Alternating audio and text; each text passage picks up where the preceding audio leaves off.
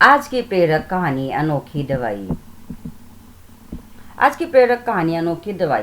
काफी समय से दादी की तबीयत खराब थी। घर पर ही 2 नर्स उनकी देखभाल करती थी। डॉक्टर ने भी अपने हाथ उठा दिए थे और कहा था कि जो भी सेवा करनी है कर लीजिए, दवाई अपना काम नहीं कर रही हैं।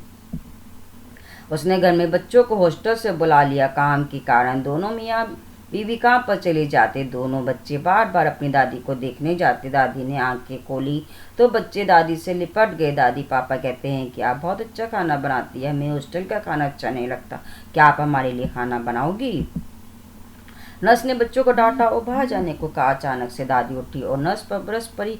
आप जाओ यहाँ से, मेरे बच्चों को डांटने का हक किसने दिया है? खबरदार अगर बच्चों को डांटने की कोशिश की। कमाल करती हो आप, आपके लिए ही तो हमने बच्चों को मना किया। बार बार आता है तुमको देखने और डिस्टर्ब करता है, आराम भी नहीं करने देता। अरे इनको देखकर मेरी आंखों और दिल को कितना आराम मिलता है तू क्या जाने। ऐसा कर, मुझे जरा नहाना है, मुझे बाथरूम तक ले चल। नर्स हैरान थी। कल तक तो दवाई काम नहीं कर रही थी और आज ये चेंज सब समझ के बाहर था। सब जैसे नहाने के बाद दादी ने नर्स को खाना बनाने में मदद को कहा। पहले तो मना कर दिया क्या और फिर कुछ सोचकर वह मदद करने लगी। खाना बनाने पर बच्चों को बुलाया और रसोई में ही खाने को कहा। दादी हम जमीन पर बैठकर खाएंगे आपके हाथ से, मम्मी तो टेबल पर खाना देती है और खिलाती भी नहीं कभी। दादी के चेहरे पर खुशी थी। वह बच्चों के पास बैठकर उन्हें खिलाने लगी। बच्चों ने भी दादी के मुंह में निवाले दिए। दादी की आंखों से आंसू बहने लगे। दादी तुम रो क्यों रही हो? दर्द हो रहा है क्या? मैं आपके पैर दबा दूं?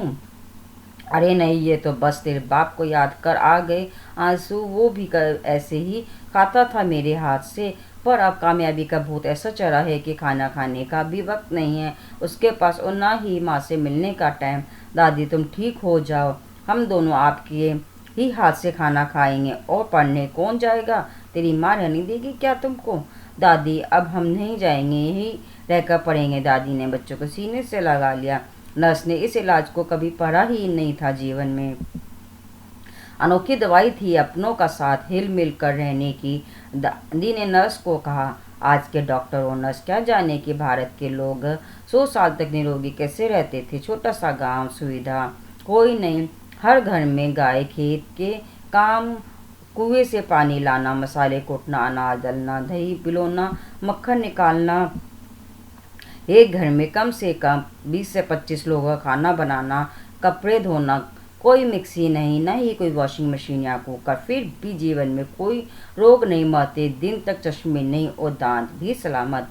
ये सभी केवल परिवार का प्यार मिलने से होता था। नर्स तो यह सुनकर हैरान रह गई और दादी दूसरे ही दिन ठीक हो गई। यह थी आज की प्रेरक कहानी अनोखी दवाई।